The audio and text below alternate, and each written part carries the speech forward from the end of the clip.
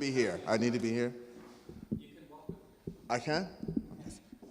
Can I walk with them? Because I think, so one of the reasons why I asked that, because in my fantastic imagination, Oprah is my mother, right? So I do call her, you say what? Right? So good evening. Oh, I love that. I'm going to do it one more time. People who know me and know me well, I am a big fan of choirs, and when I say good evening, let's do that in unison. Good evening. Good evening. Peter, I want to thank you so very much because what you did for me, first of all, I'm nervous out of my mind, but I like being nervous because nerves allow you to recognize your humanity. And so what you did, you opened up the door for what I wanted to do. And I'm a very spiritual person, and as I was sitting down talking to my great colleague Pato, that I had no idea what I'm going to say, but in essence, you really do. Spirit always knows. And when you allow yourself to sit still and let Spirit move through you, the right things come through. And so I thank you, because like you, oftentimes I don't like writing things down. My professors in school used to say I write in streams of consciousness, and I speak in the same way. And so we're going to do quite a few things. Let me say a couple things about me. I am from, so I have a overly romantic relationship with Brooklyn, right? I live in Brooklyn. I've been in New York for 19 years. I'm originally from Camden, New Jersey, which is a small inner city across the bridge from Philadelphia. But you cannot tell me that I was not born in Brooklyn. But I do public health and research for the past 23 years, and like my good friend Sean said, I went to seminary. And I went to seminary, one of the things I'll invoice is this notion of what Montaigne says philosophy is. The philosophy is about learning how to die, right? And for me, I was fired in a very public and painful way as I was the executive director of one of the largest community-based organizations for Black gay men in the United States. And there was a death of me. But if a philosophy is about learning how to die, then theology is about the rebirth. And I went to seminary not to be a minister. Don't get confused with my performativity. But I wanted to put theology in conversation with public health because as an openly Black gay man, it is my assertion that the theological abomination narrative has direct impact on HIV and other health disparities impacting Black gay men. So I wanted to shift that narrative. And so I got 2 master's degrees from there, and for the last 6 years, in relationship or in dialogue with public health work, I've been doing race, sexuality, and theological work through the Center for Race and Religion and Economic Democracy, which was created by my good sister and colleague, Charlene Sinclair. But I'm also a member, proud member, of an international art collective called Ultra Red. And Ultra Red emerges from artists in Los Angeles that came out of the ACT UP movement. During Ronald Reagan's neoliberal politics, particularly in the AIDS epidemic, he was very silent around HIV and AIDS. And so ACT UP created a slogan that said, silence equals death. So Ultra Red said that if silence can equal death, then maybe sound can equal liberation.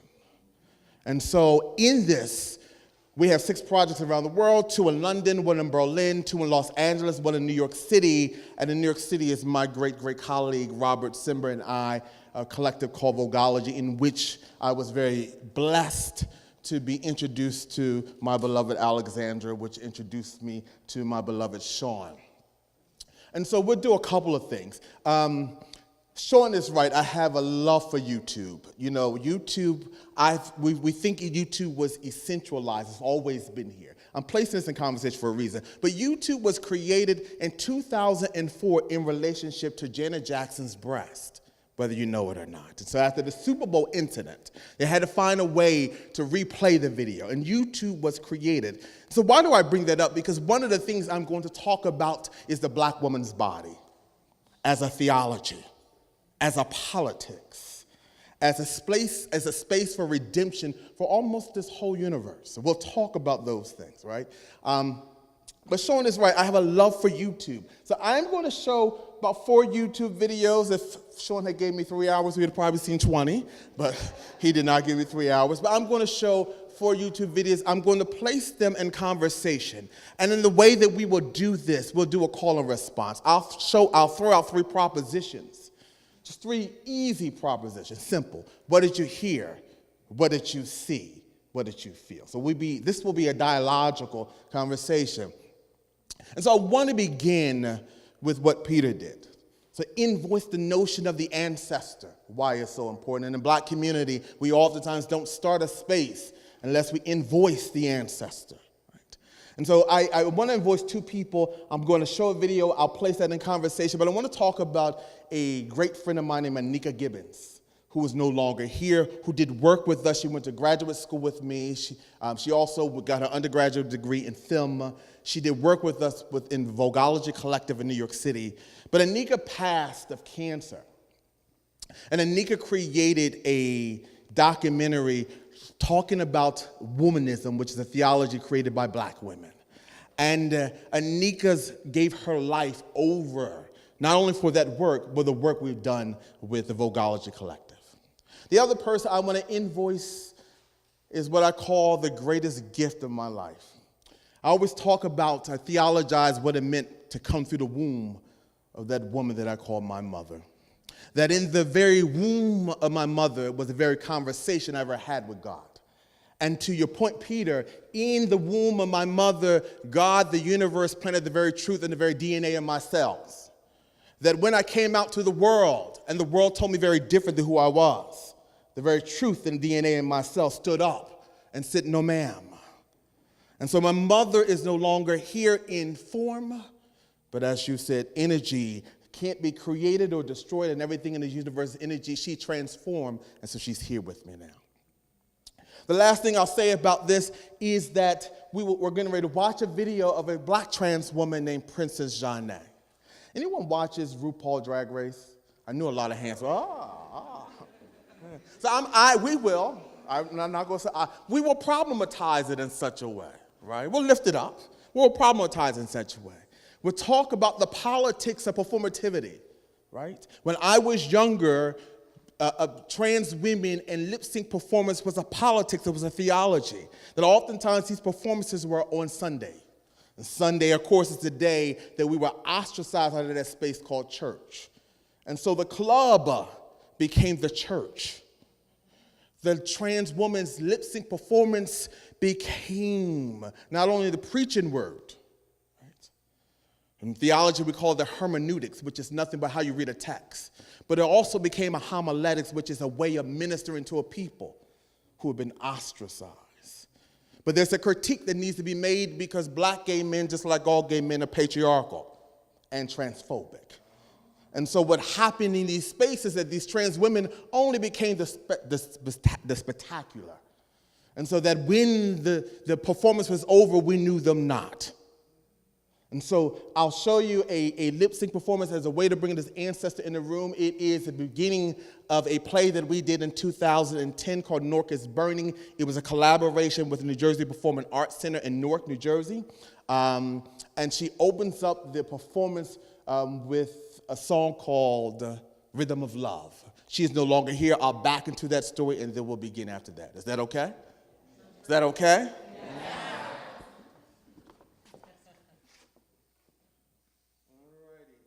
Thing is me and technology, we do not like each other. So, we're going to. You got this with me? You keep them covered. So not that one, not the Q one. Oh, this one down here. Yeah. You know, sometimes it just spins too fast and you not only lose your balance, but you lose your rhythm. And it's at times like these that you just need to stop and not only find your way again, but find your own rhythm. Because life has a rhythm and Mother Nature has a rhythm.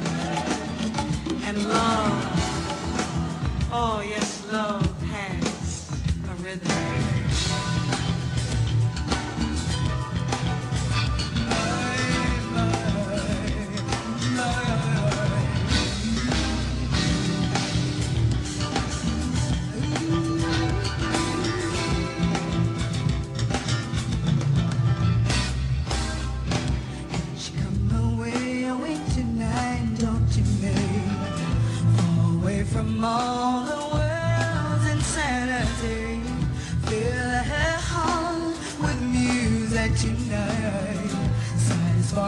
I need your mind, hold in your arms, hold your heart will harmonize, making music in your arms.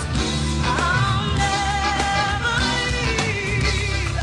I need what could see.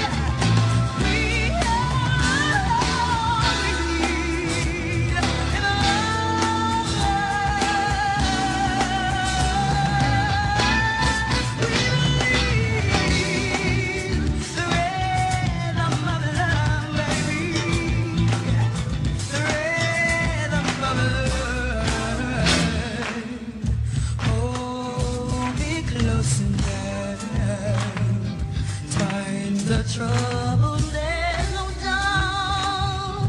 When secure in times like these, the rhythm of love is a remedy. Hold in your arms, hold your eyes, hearts will harmonize, making music in your arms. I'll never leave. I knew to see.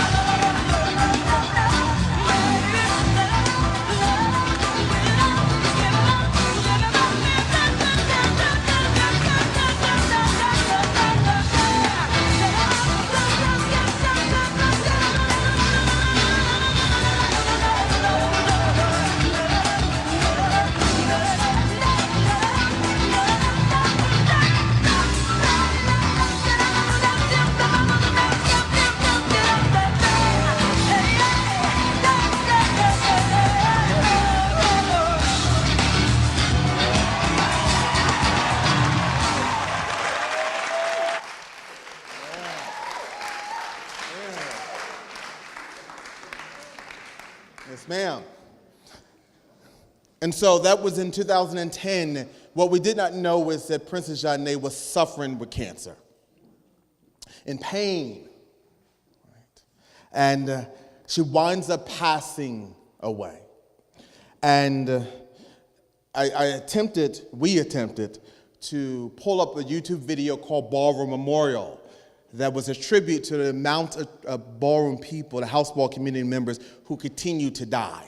And somehow we could not find it, right? So I played this instead, one, to put it in a different kind of space. Two, for her to reflect the numerous amount of ancestors in our community to be in the room with us. But three, to articulate the amount of black, particularly trans women, that get brutalized and beat and murdered every day, right? In front of our eyes, where oftentimes there is no outcry. And so we'll start this conversation looking at through this lens that I talked about earlier called the philosophical. What does it mean to learn to die? Right? Great mentor of mine in Cornell West says that education is also about learning how to die. He was my professor, and he would say, when I come into class, my intent is to make you unsettled. That which you know in order to know something different, that which you knew had to die.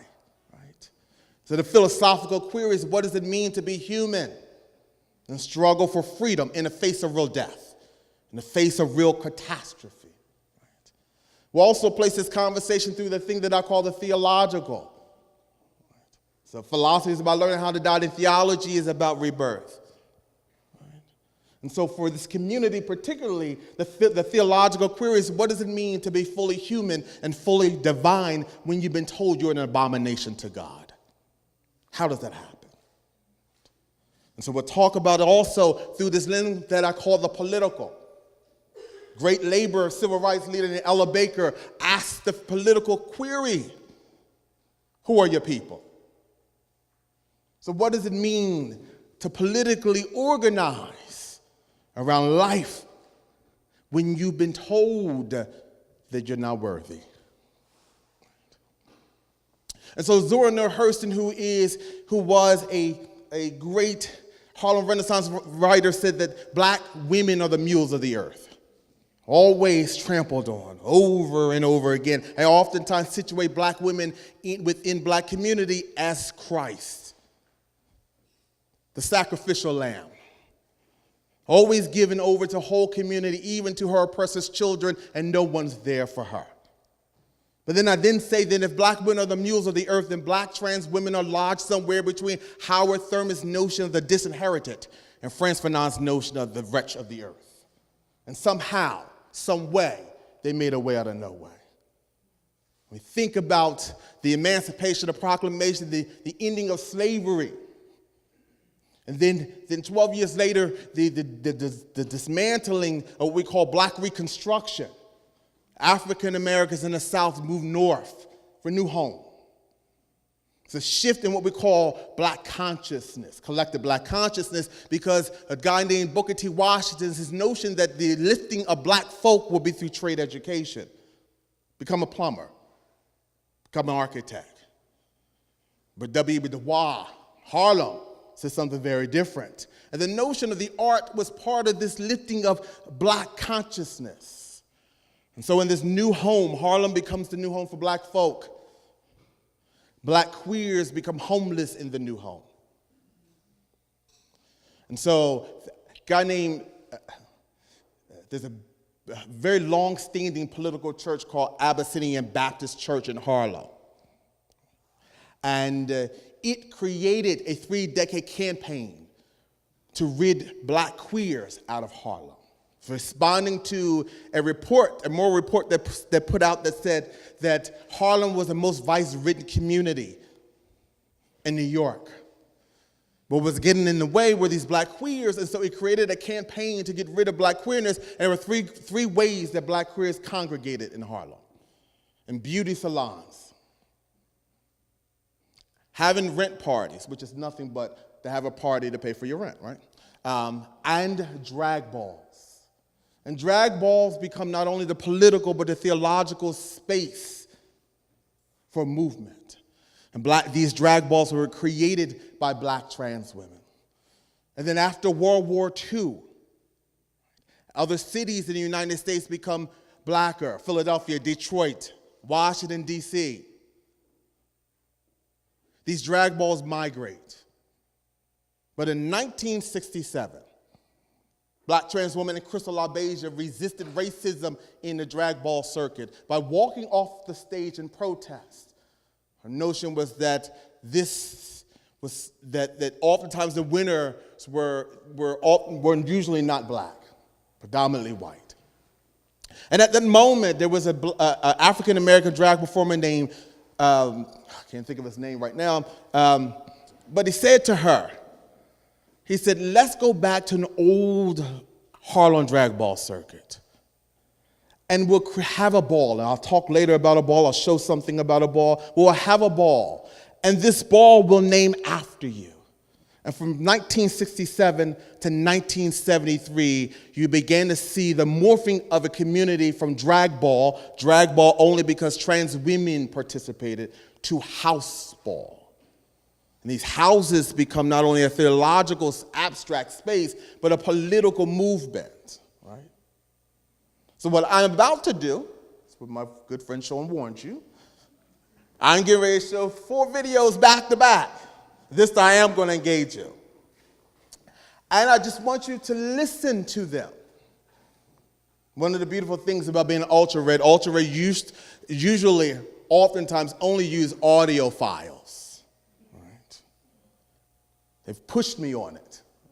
So because when you watch a video, it skews what you're listening to. But I said I'm black. And African Americans have always been more in control of our sound. You think of slavery and slavocracy. The creation of spirituals was a way that we can own our sound as a politics. Blues and jazz and hip hop. But the way that we've been articulated through screen, through video, have oftentimes been so internally racist. So there's a need to re-see what we see. So we are going to watch 4 videos. Again, I'm going to back to back. I'm going to ask you just 3 propositions. What did you hear? What did you see? What did you feel? I'm going to open it up. I'm going to invoice a history. I'm going to talk about the Ballroom Freedom School. I'm going to call on a couple of people over here in Toronto. I'm going to call on Brandon Hay in the back, talk about a project we're doing in February, and we'll open up some more, and we'll be gone. Is that good?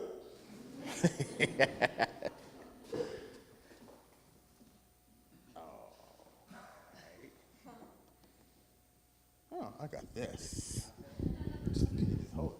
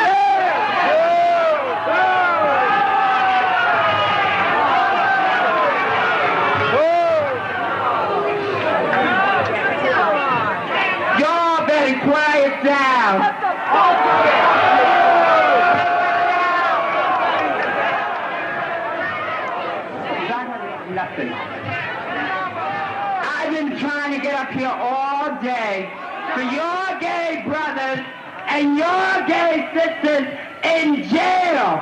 They write me every motherfucking week and ask for your help. And you all don't do a goddamn thing for them. Have you ever been beaten up and raped in jail? Now think about it. They've been beaten up and raped after they haven't spent much of their money in jail to get their cell phones and tried to get their sex change. The women have tried to fight for their sex changes or to become women of the women's liberation. And they write STAR, not the women's group. They do not write women. They do not write men. They write STAR because we're trying to do something for them. I have been to jail. I have been raped and beaten many times by men, heterosexual men that do not belong in the homosexual shelter.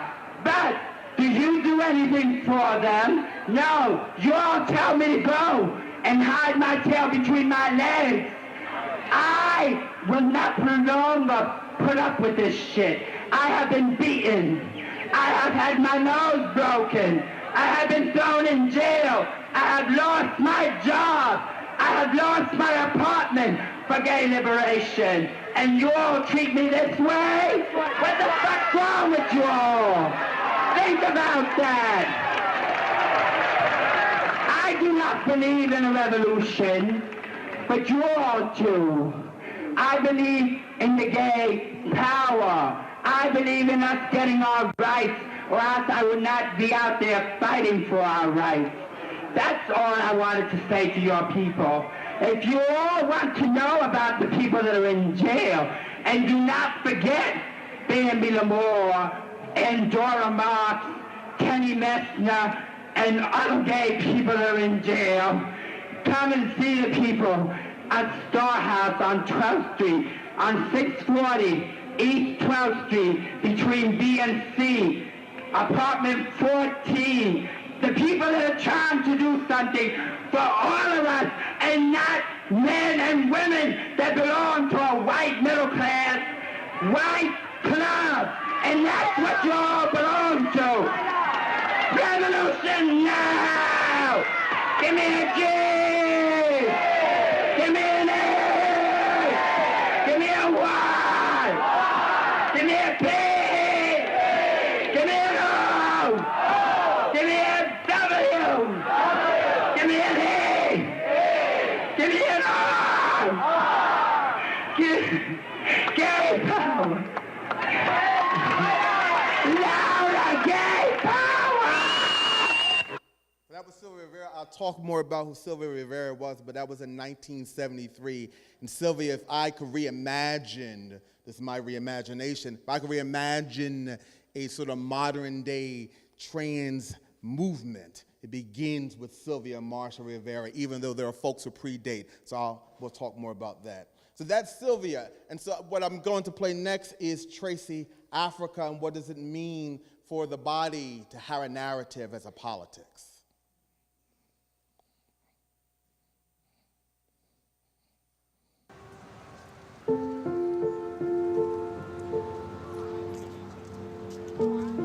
I love to, what I say, float when I walk because the fabric is blowing in the wind and it just makes me feel beautiful. We are in the Pierre Hotel where I came in on a meeting with Irving Penn and Italian Vogue, and I started working immediately. Once I signed my contract with Clairol back in the late 70s, I was on their hair color box, Born Beautiful. My color was dark auburn, box 512. It was exciting because I saw my face in drugstores everywhere, and my work started picking up more and more. When I was 18, I graduated from high school. My mom, she was very excited for me. That's when I proceeded to tell her my truth. My mother, being a mother, of course she knew, and what she did was open up her arms, told me she loved me, and supported me throughout my entire life. Back in the 70s, it was a different world, especially for transgender women, because I was working as a female model. For me, personally, I had to hide my truth, because if I was to tell, I'm sure that I would get fired. But that day came. I started working also for a magazine. I was on the set.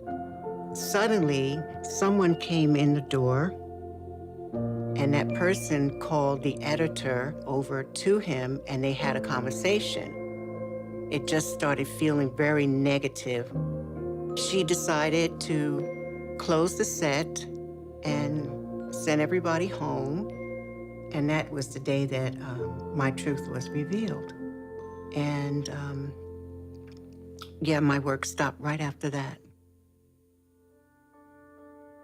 A few months ago, I received a phone call. The person on the other line wanted me to come in to meet some clients for a job. They were from Clairol, and they were interested in bringing me back.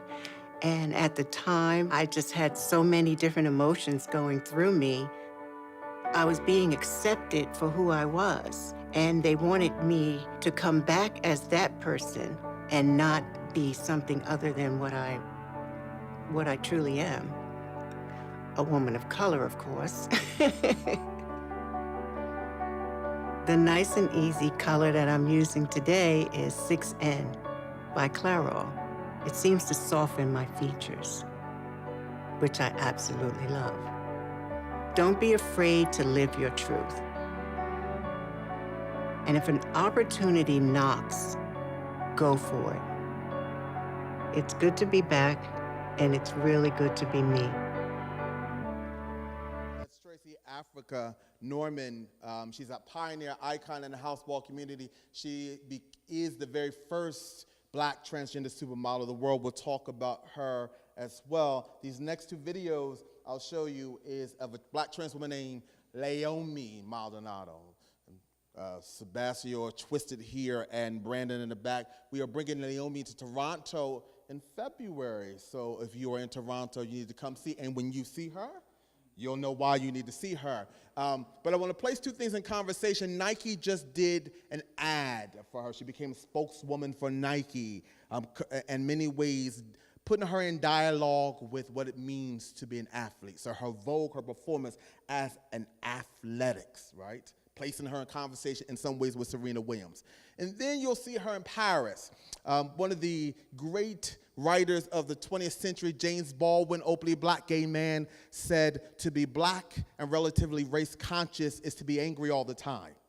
Leomi said to be Black, Latina, growing up in the Bronx is to be angry all the time. James Baldwin said, I write to save my life. Leomi says, I vogued to save my life. James Baldwin exiles to Paris to write. You're getting ready to see Leomi vogue in Paris. We'll place them two in conversation, then open it up.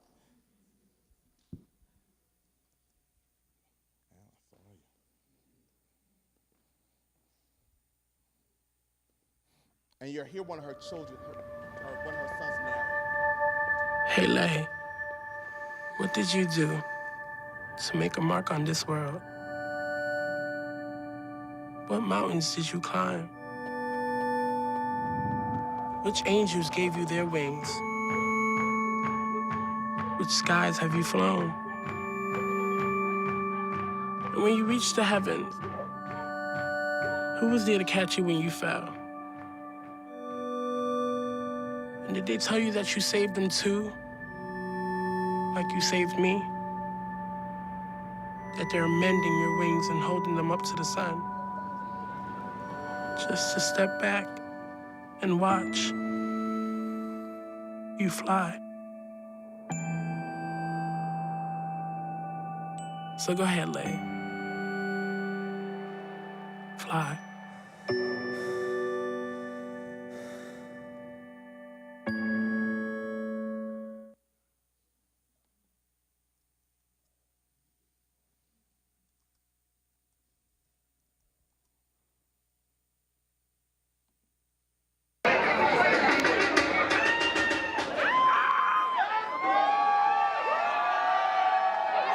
Iconic mother, Leomi in Paris.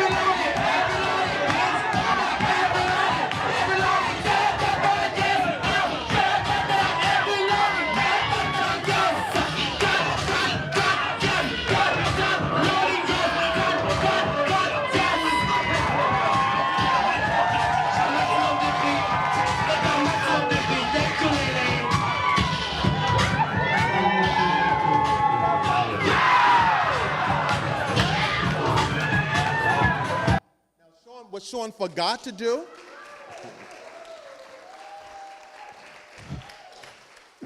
forgot to do, was say that part of participating, that you were going mandated to do this by the end of this lecture, this talk.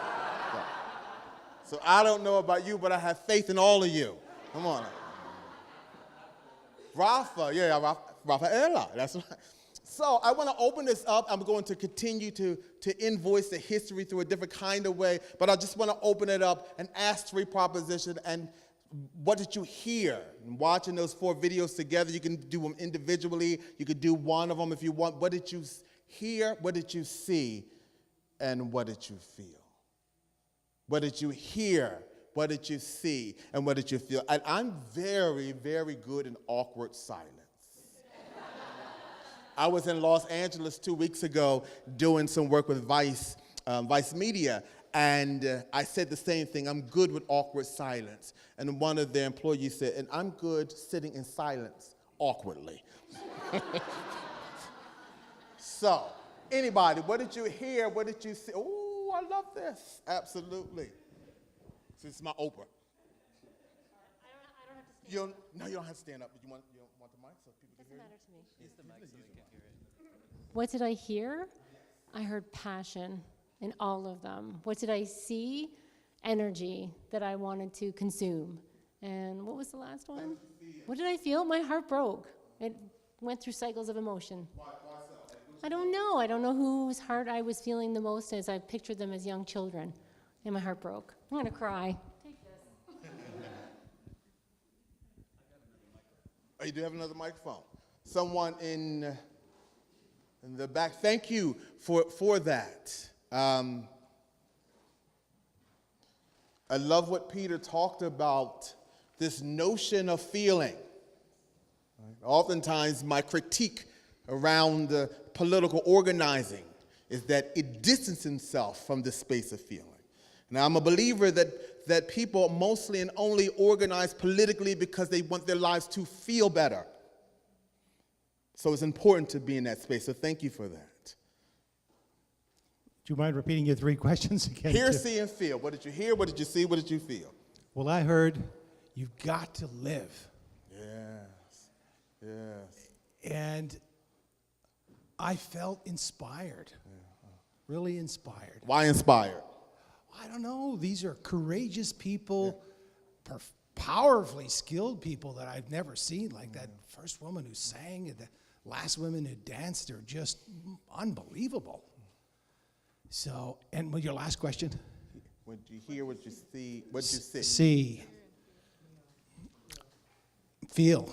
Well, I felt inspired, and what I saw is part of the world that I've never seen. Yes. Yeah.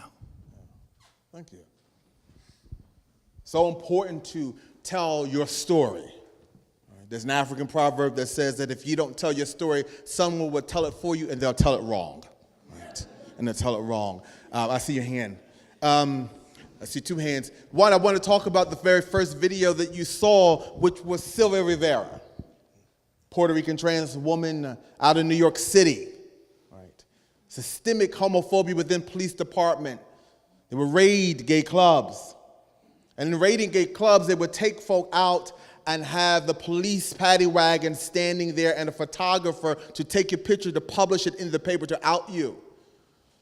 But oftentimes within sort of LGBT community, L and the G can be very transphobic. And so one of the things that lesbian gay men would do in these spaces would be that if 2 lesbians were dancing together and 2 gay men were dancing together because it was illegal, when the club would get raided, then the lesbian can turn to the gay man and the gay man can turn and play the space of heteronormativity. And it leaves the trans vulnerable. But on June 27, 1969, Stonewall Inn, which is in the Greenwich Village, West Village in New York City, the police come to raid the club. Marsha P. Johnson, the black trans woman, right? Then Sylvia Rivera. Sylvia locks the door to Stonewall Inn. So the story is told, I wasn't there. And Marsha picks up the very first object and throws it at the police, and for 4 days there was a rebellion. We call it a Stonewall Rebellion. I see your hand. For 4 days we had a Stonewall Rebellion. The world over knows nothing about this, really. Just a tri-state area, New York, Connecticut, and New Jersey for the most part. The reason we know more about it, even though we have the way that we call revisionist history, but even though we know more about it, is because in 1970, June 28th, was the very first gay pride. And the gay pride, the gay march was in memorial to the Stonewall Rebellion. Most of the people who were part of the Stonewall Rebellion were black, Latina, trans folk, right? And some gay men, some lesbian. And the white folk that were there were either white street kids, white gay street kids, or white gay men who were disillusioned with the Communist Party who decided not to deal with LGBT issues. But the way that history is told that it was, to her point, that it was mostly white, middle-class gay men. So in 1973, 4 years later, which was the video you saw, was her in Washington Square Park in New York City at a gay liberation rally. And so the tension, the hoarseness in her voice, because there was tension between her, is this space, this dialectical tension around what constitutes a woman. Some white lesbians were in contestation with her, not wanting her to speak. And so she gets on stage and she says, "How dare you? That if not for me and those who look like me, you couldn't have this space to be," the space that we call a space for liberation. Right? And she almost forecasts, almost puts an omen to the future, that's 1973, that be mindful of not becoming a white gay middle class club. Almost an omen to marriage equality, usurping the narrative. Yeah, thank you very much. In framing this, I thought something that you said early on was very important, and that was the issue of patriarchy and transphobia. And when I juxtapose video number 1 and video number 3, what I see is really interesting is that in video number 1, there's very clearly a tremendous amount of transphobia. In video number 3, there's a tremendous adulation of the stage presence. And I think about that, and I focus upon your words and the hermeneutic that you raise, and I think there's a real tragedy there. There's a huge tragedy. It's not positive. It's actually, in one sense, it's the sorrow of some of the voguing that I know that goes on in New York and that I've seen, and it doesn't work emotionally for me. So it's a couple of things. 2 things. One, I went like this because you're utterly right, the juxtaposition between the adulation, right? So houseball community is very different than the larger LGBT and even larger black LGBT, partly because, let me speak in relationship to the black LGBT community, because partly there's historical classism that's always been subjected upon the houseball community. So the houseball community first was created by black trans women, right? And so the adulation, even though it's still the spectacular, though, for the most part, the adulation is very different. Mostly historically black trans women and Latina trans women, after a while, begin to create the politics and theology of a community. But to your point that it does not necessarily work for you, Vogue is no different than hip hop is. And the way that we historicize hip hop, most folks don't understand the creation of hip hop was not just to create an art space. But almost all black art is politics, right? Almost all black music is theological, because my definition of theology is when one makes meaning out of one life and suffering, right? And so Vogue and hip hop and the Nuyorican poet movement and salsa in New York City are all created around the same time, right? Communities who were so disillusioned by the political regime of New York creates a space for us. So thank you for that. Yeah, well, I had my question. I think they're all wonderfully powerful performances. My questions are very basic. I mean, I wonder if this is if there's sort of international, if it's international. This is something that is New York City, and doesn't translate easily to Canada, to Africa, and it makes me wonder about whether there's a genuine relationship between Afro-American protest and the lifting of African people out of poverty, because this is all geared to spectacle, performance. And I think the other question I have is, do you think that Afro-American protest has gained a great deal by making itself into a sort of strong partner for something called LGBTQ or transsexual, because it's taken up in spectacle? And so my questions are about the relationship between social change, political change, and performance art, of which these are wonderful examples. So thank you for bringing them to us. No, thank you. If anyone was watching, particularly this well, of course we're all watching. If anyone was watching this, right? But if you were listening in a specific kind of way, one of the things you would have witnessed is the club screaming out Laomi's name. It's church. Black church. It's liberation. Right? What does it mean for a Black trans woman to be, her name to be lifted up like in the same way you lift up God's name? Where in this society could she go to hear that? Right? Where in any space could she be lifted up in that way? And so in some ways, if you saw, in Black church, we call it the call and a response. And so to your wonderful point, the relationship to what I call the Black ontology, the relationship to Africa is because it's all African, right? It is all African, absolutely, right? And so the additional part to your piece around sort of, does it translate internationally? Right? Let me back into that. The beautiful thing about Stonewall in 1969, not only did the very first gay pride out of New York City was created, the very first ballroom house was created too. So here is a political sort of response to Stonewall from the house ball community, the House of La Beja. And you began to see in the 70s the creation of these houses where you had a mother and a father and children.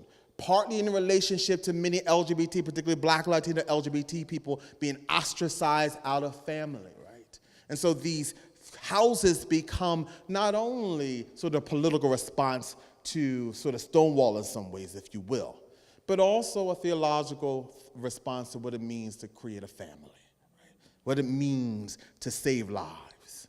Then in the 1980s, you begin to see more houses being created, and this is in contestation in relationship to the AIDS epidemic. Right?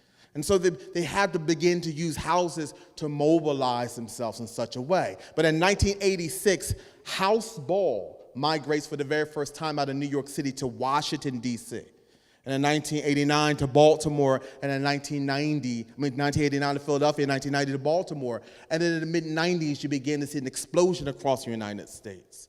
And so in 2004, 3-ish, prior to this, by mark of 2003 and 4 as a creation of, but prior to that, a young Black, gay, trans person out of France, Paris, France, leaves Paris looking for a Black gay community because there's none in Paris. Moves to New York City. And in New York City, he finds the Pier. So the Pier is where a space where a lot of gay men congregate, especially Black, Latino, young folk. And in finding the Pier, he finds the house ball community. He joins the House of Ninja. Then he moves back to Paris. And he creates the house ball community there. But in creating a house ball community, he creates the Black LGBT community. So does it translate internationally? Yes. Is there also a relationship to appropriation and misappropriation? Absolutely. There's a difference to some degree in the sort of the mobilization of it in Paris, France, and Sao Paulo, Brazil, and in Toronto versus Russia and Sweden and other countries like that.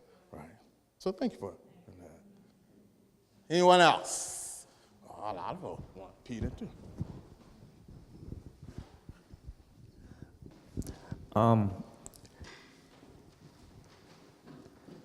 My wife always used to ask me about some things and say, what do you think about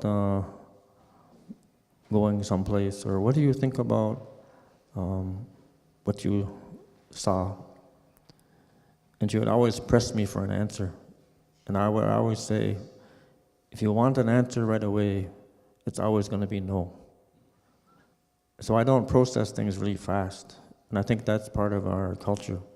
But I read a book, and I was trying to remember the title of this book, but it was about a tribe in Africa that practiced something called a trance dance, which was a healing ceremony. And this book was written by a woman anthropologist, and it was about this woman's life story. And I read this book. I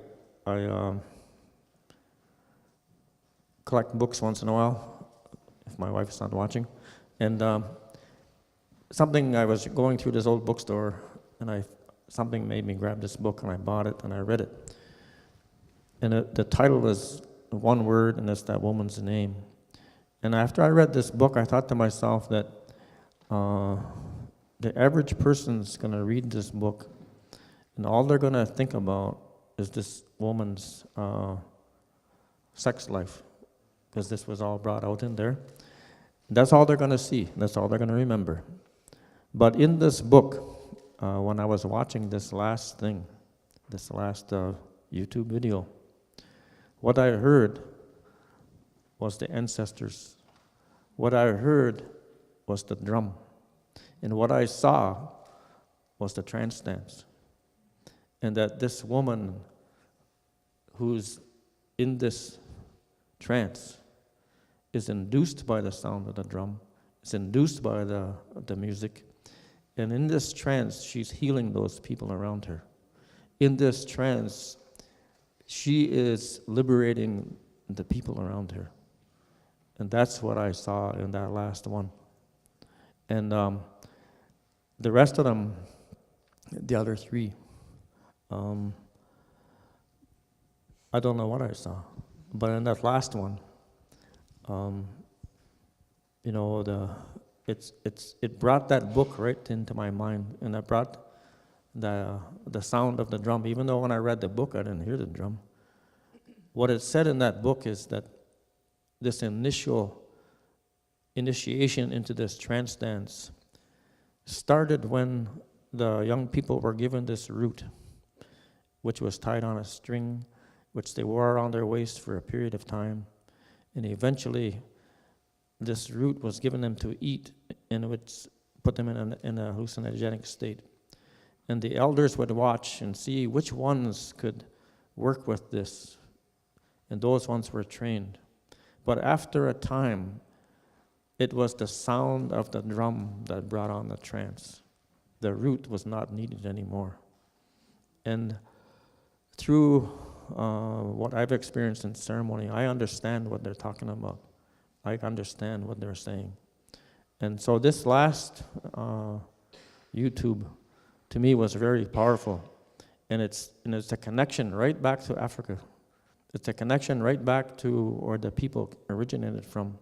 And it's that blood memory waking up. It's the music. It's all of that put together. And that healing takes place, even though no one told them how to do that.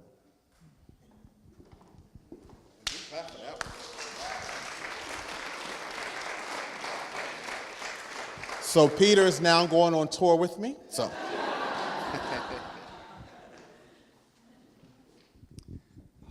Thank you. I want to just say something that I saw. I heard music in all of them. But one thing that really stands out for me was black hair. I've never seen so many black women flip their hair. And I don't, that's just like the big thing that stands out for me. I don't know if that makes any sense to you or to anyone else. But at the end of the day, it just, I don't see any of this really as performance. I see it more as everyday life. And I thank you for sharing that, especially seeing black women flip their hair. That doesn't happen.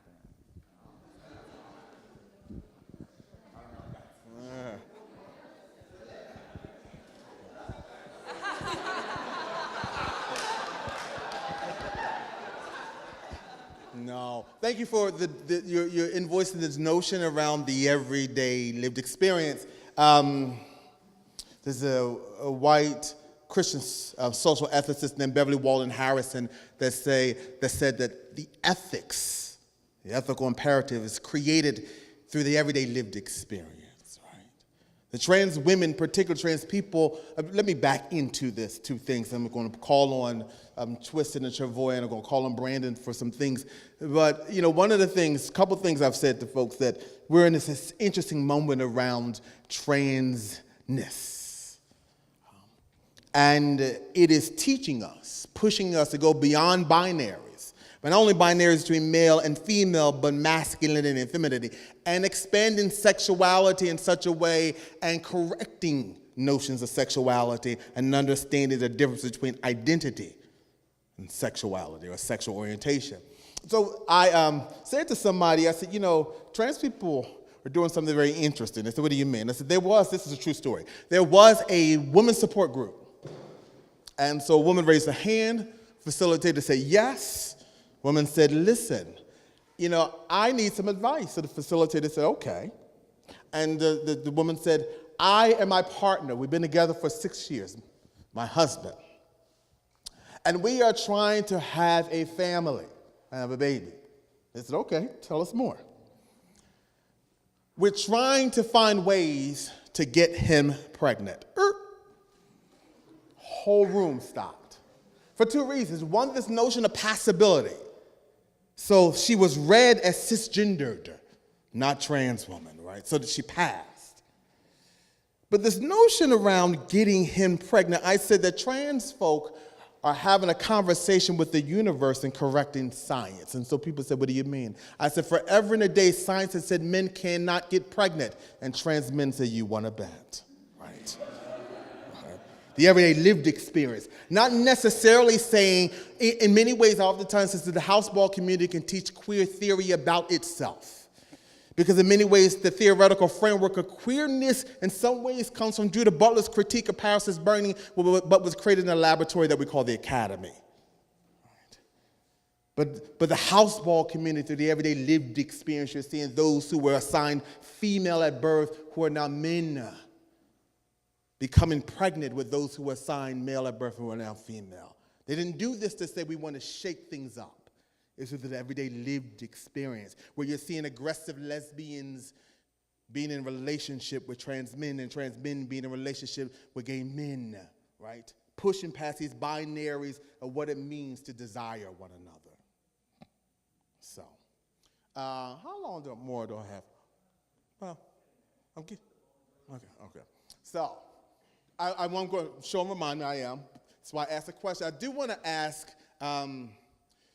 Twisted, since you asked a question around is no internationality, the Twisted and Travoy to talk about what's going on in Toronto, and then Brandon, and then I will end this by talking about the Ballroom Freedom School and in relationship to something we call House Lives Matters. So, Twisted, Sebastian, introduce yourself and tell these wonderful folk who you are, what you do, and where you are. All right. Hi, everybody. My name is Sebastian. In the ballroom, I'm Twisted from the House of Mugler. I've been in the ballroom scene since 2008. So ballroom has been in Canada for 10 years. Well, our first house meeting was 2006, December. But until we had a ball, you know, whatever. So our first ball was in 2008. So we've had ballroom for 10 years in Canada now. As far as Canada's ballroom goes, right now, it's really thriving in Toronto. We've also expanded it to Montreal. The reason it started more so as, well, we were dancing already and performers, and we got introduced into ballroom by voguing, because we saw voguing and we thought that was ballroom, right? Then after the mother of the house at the time, who was 7, he introduced us to the ballroom scene by showing us Paris is Burning and a ball, which was actually one of Michael's balls, POCC 2007. Yeah, so that ball, he showed it to us, and we found out that there's so much more than voguing to the ballroom scene. And we kind of decided since then that we wanted to be a house, and we've been a part of the scene ever since. What have we been doing as far as ballroom in Canada? Like I said, we've been expanding. We've been having bigger balls. We've been, the bridge has now been, I guess, traversed back and forth a lot between the States and Canada, whereas first we were going into the States a lot, but they were not really coming up to Canada. But since like about 2014, we've started to get like American presence, and it's like almost like validation, because we didn't want to ever seem like we were misappropriating or stealing or lying and acting like we started the scene.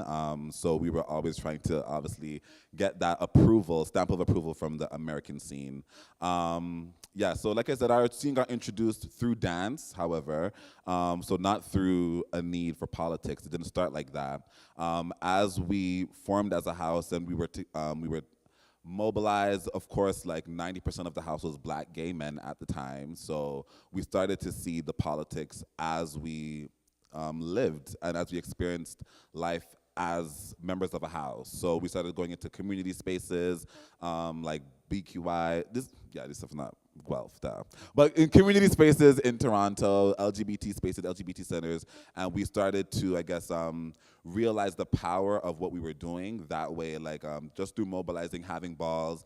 We started to see how people were taking the balls and, growing, developing self-confidence and all these minor things that not minor, but major things that you wouldn't really expect from ballroom, right? And that became more of the driving force as far as what we do in Canada, why we do it in Canada. We want people to feel better about themselves. We want people to own their identities, whatever their identities are, because we know that's not just two, not just male and female. Gender is so fluid and sexuality is so fluid. And we've learned and been able to challenge people's thinking through ballroom. And yeah, that's really what we've been doing in Canada. We've been on the low because, we want to make sure that our talent is at a level that everybody will like it and see it, So we don't look at us when we're learning, look at us when we're hot, right? And we're hot now. So next month when Laomi and the ball that we are planning at Harbourfront Centre in Toronto, you guys will be able to see like a full showcase of the Canadian talent because Montreal will be coming, Toronto will be here, Mike will be here, all these other American icons and legends will be here, which will also make the Toronto kids want to participate. So if you want to know about ballroom, come to Toronto.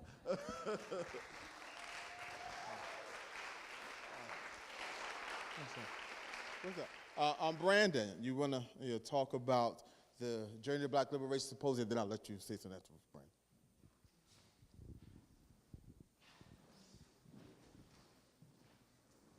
Thank you. Good night. My name is Brandon Hay. I'm the founder of an organization called the Black Daddies Club. And 10 years, last year was our 10th year anniversary.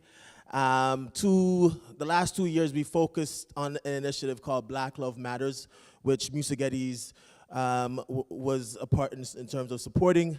As Sean mentioned, I both connected to Michael and Sean through my Italian sister, Alexandra. And this idea of Black Love Matters is not a romantic, or not taking up love as a romantic sense. It's really, looking at Bell Hooks' work. In my years at York, I met Travoy, who connected me to Twisted.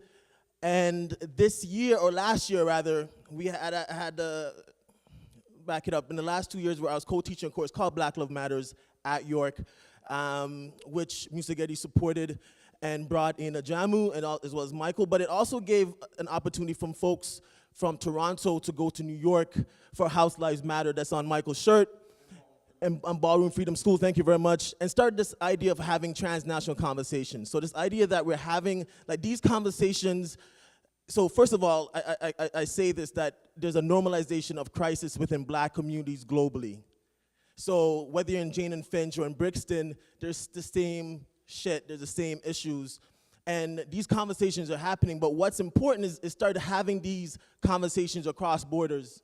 And then this idea of not going to, let's say, the global south to teach, but rather changing the mind frame of going to the global south to learn, and also to build, and also to have this idea of, I think this idea, which I'm gonna get into, the Journey to Black Liberation that's happening February 9th and 10th, is this idea of throwing a stone into a pond, and what's the ripple? We have no idea of what's gonna happen when you have Felix from Brazil, or Flip from Brazil, on a panel. So we're talking about HIV, talking about Black masculinities, about womanism, anyways, so yeah. So this idea of a journey to Black liberation, it jumps off, it picks up the conversation from the Black Love Matters conference that we took for the last 2 years, and it's this idea of furthering these conversations, of having folks from the UK, Brazil, the States, and of course Canada, having folks like Elle Jones, who's been doing great work in Nova Scotia, talk about what Black feminism means, but also, the constant barrage of hurt as a Black woman doing this work around prison abolition, for example. I won't take up too much of the time, but again, February 9th and 10th at Harbourfront Centre, the event is free. The ball is $10, and usually And a big thing that we talked about so the ball is curated by Twisted and Michael, and the idea was to work with folks who are doing this work. So this idea of, and my last thing I want to say, the learnings that I took from New York, there was an elder that said, when you have these symposiums, you have to have the fun part and you have to have the boring part. Because you're going to have folks that are going to come, you're going to have some folks that's going to go to the plenaries and is okay with talking, but there's something that Twisted said, that he has conversation with his body. And I think that's also this idea that we all learn different ways. And I think having these events and working at this way is looking at how we can engage our communities, basically. Anyway, thank you very much. Thank you, Musagetes.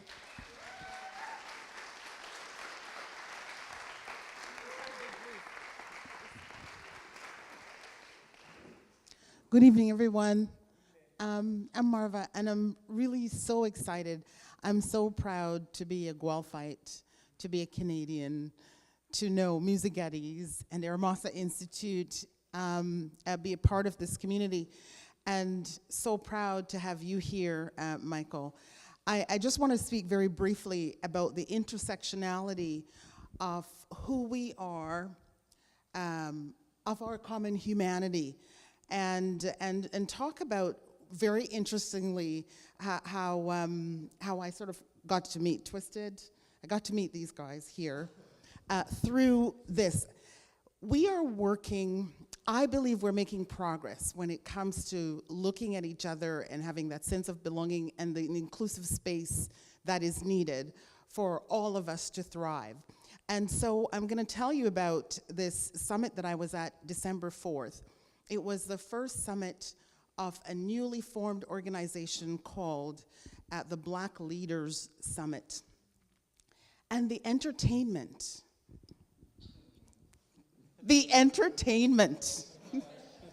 And I'm telling you that because within the Black community, the homophobia makes me cringe. And I'm speaking about that because to have elders, it's this great evangelical, you talk about probably more faith and religiosity, more so in another context, but within the context of growing up in a Pentecostal church, where if you can't say that you are gay because then you're thrown out, and that's why the house was created. And to have that conference with about 500 people strong, standing up and clapping and getting really excited, and these are people from right across the country that were there, and it wasn't a gay movement crowd, but to see that happening, it made me so proud. Of course, I was one of the first people on my feet, but it was just really superbly exciting. And the other intersectionality for me is being associated with Musagetes. Working with Brandon, when Brandon, right just after Brandon started Black Daddies, we did a session that had to do with Black male fathers and the Black Experience Project that was just completed for the GTA. And to see Brandon here, working with Musagetes that I've known for 9 years in this room. I didn't even know this was all happening. It tickles me because it tells me that even Guelph is transforming. All of these folks from Toronto, Guelph is transforming. I keep telling people that Guelph can lead. We have the will and we have the people and we have the organizations that's making it happen. And the other intersectionality was Andrew over there at the AGO, where the Black Experience Project and the Michael Jean Foundation actually did bring a lot of our, a lot of the community there to, especially young people, to perform. So I just want to say I am very, very proud, and I think what I learned is that there's a mental model shift happening. It's a rumbling, and it's growing, and it's sweeping, and I'm so excited to be caught up in it, and I thank you so much for this tonight.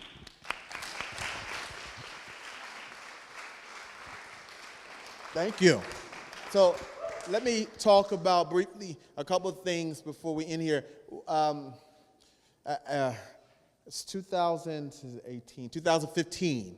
I was wonderfully introduced to Alexandra, who runs a free home university in Lecce, Italy, and was asked to come and brought Seven King, who was a black trans man who's an independent filmmaker, to be part of Free Home. And in that time frame, I wind up meeting Sean as well. And I'm a Pisces Aquarius. So my Pisces dreams, and my Aquarius is highly theoretical. We like to connect the dots. So as I'm sitting there and I'm realizing who Musagetes is, I had a look, me and my colleague Robert had a proposal that we wrote years ago. So let me slide this to Sean.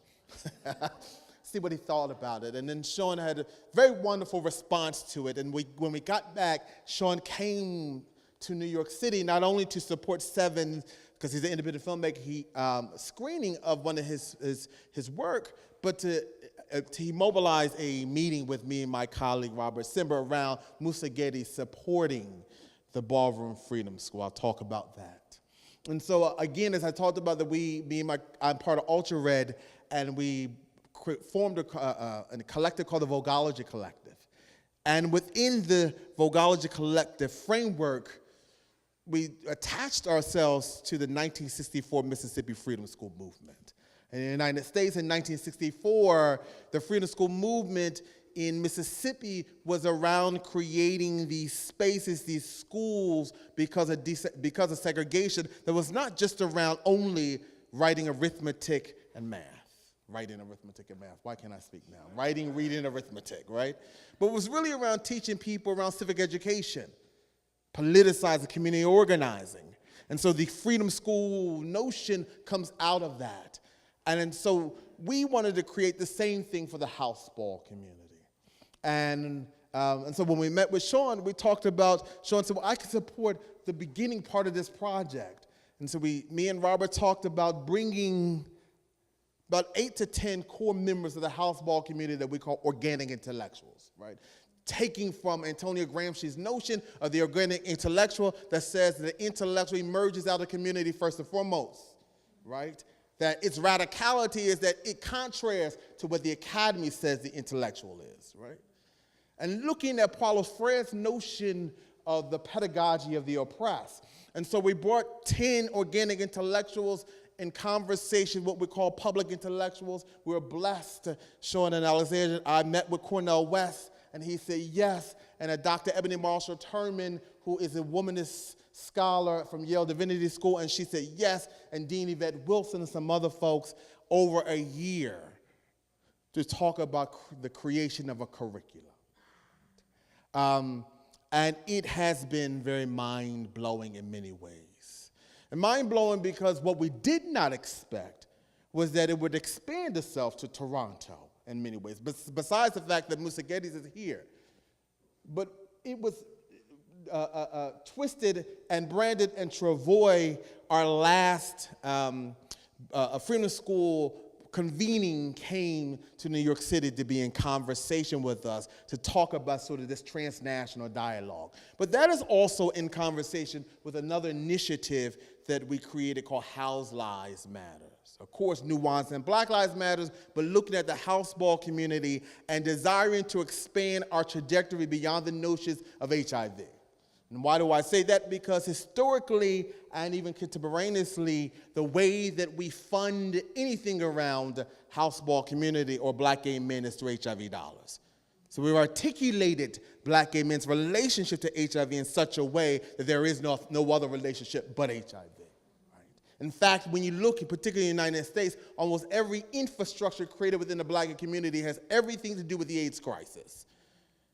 But as I was talking to my great colleague Pato, I forgot to tell you this, my great colleague Pato, that my own son, who is not only a ballroom organic scholar, but also a professor in NYU named Frank Leon Roberts, had a heart attack at a train station the other day. And he's only 35, right?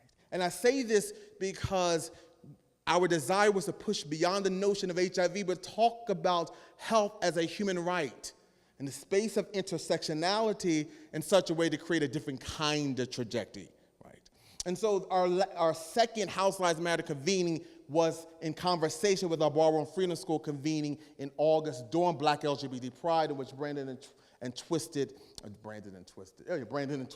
Travoy came to, that became a big deal. It became a big deal not only because they came to it, but it also expanded itself to Sao Paulo, Brazil. And through showing, again, through the Musagetes Foundation, me and my colleague Roberson and my son Pony went to Sao Paulo, Brazil in 2016, right? Yeah, 16, right. Of Rafaela, it's in a building, to do some work around with Queer City. And so as a result of that, some of those same folks were part of our conversation in August of last year. And so this work that we're doing has become, to your very wonderful point, that you invoiced in this work that we're doing is not only performativity, but performativity has a politics. And this politics expands beyond the notion of New York City, beyond the shores of the United States, but even in Toronto, even in Sao Paulo, even when we did our little ball at Free Home University in Lecce, Italy. Yeah, Sean won a trophy.